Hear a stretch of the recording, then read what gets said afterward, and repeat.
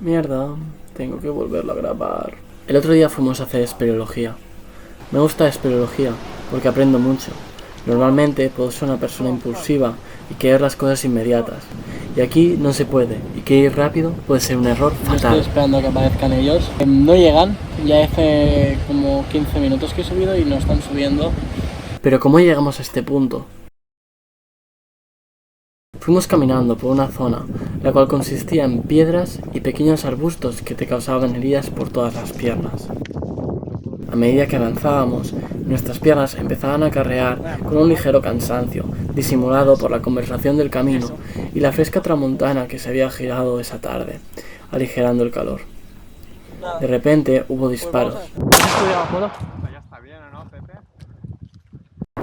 Estábamos preocupados porque habíamos escuchado unos dos al principio y ahora otros dos. Pero a lo lejos vimos una furgoneta. Nos acercamos con las manos en alto y nos informaron de que habían varios grupos cazando. Que tuviéramos cuidado y moviéramos los brazos para que nos vieran y no nos dispararan. Al llegar nos preparamos.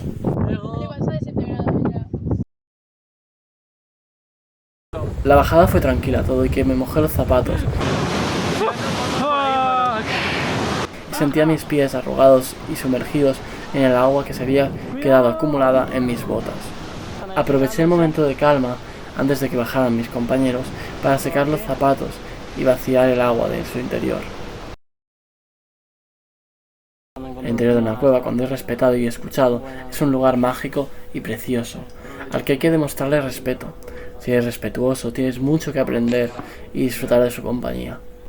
Normalmente al entrar a una cueva tenemos nuestros rituales. Uno esencial es hacer un minuto de silencio en su interior. En ese momento lo que busco hacer es callar y relajarme al máximo. Noto como por el ligero frío de la cueva y las extrañas y suaves corrientes subterráneas los pelos del cuerpo se me erizan y exploro mis orejas en busca de algún ruido. Pero como mucho encuentro un lejano goteo, sensible, frágil, delicado. También nos dejamos más tarde algunos momentos para explorar la cueva y hacer un poco el tonto. Ha sido innovador. Me ha tentado la muerte muchas veces, pero aquí sigo, fuerte y valiente, en un sitio con un caído, con mi novio y un random que acabo de conocer. Casi me hace morir, pero bueno, he sido espabilada suficientemente como para darme cuenta. Pero no sabíamos qué iba a suceder al salir.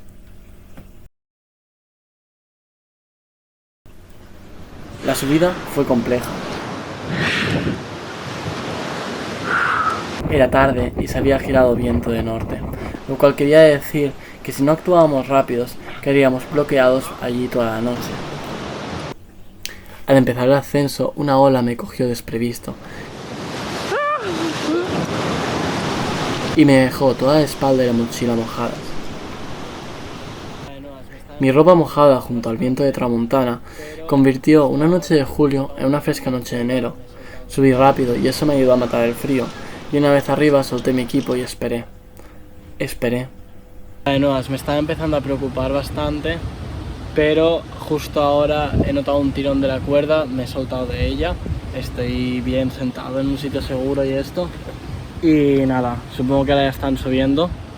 Mis músculos descansaban, pero seguían tensos porque sabían que hasta que no llegásemos al coche todo podría pasar. Cuando hay tanto viento, puedes quedar incomunicado. No es una sensación grata. Puedes gritar con todas tus fuerzas, usar el silbato de emergencia. Nada se escucha y estás aislado. Pueden llegar a pasar largos momentos que la soledad acentúa. ¿Estarán bien? ¿Habrá pasado algo? Hay que ir con cuidado cuando se hace espeleología, sobre todo si es de noche. ¡Cuidado! Al final, Natalia solo penduló unos metros, y todo y que se podría haber hecho daño, siguió. El problema había sido que sin querer se le sacó la cuerda de su guía. Simón ascendió con el equipo que tenía. Ambos eran unos grandes aventureros, y lo habían demostrado por milésima vez con sus habilidades y su fuerza mental y física.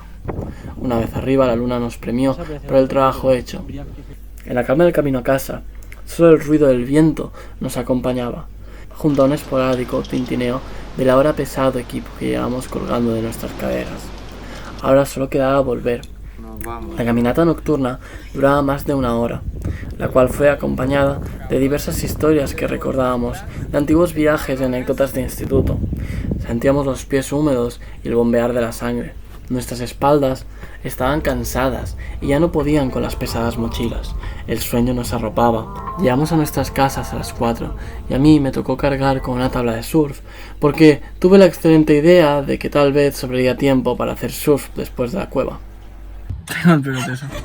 Acabamos de llegar, ya estamos aquí en el coche. Simón está traumatizado. Yo sé que estoy traumatizada. Bueno, es un tema de pies. Espera, que yo no sé nada. Ay, no me da. Es un tema de pies porque tengo los pies cansados.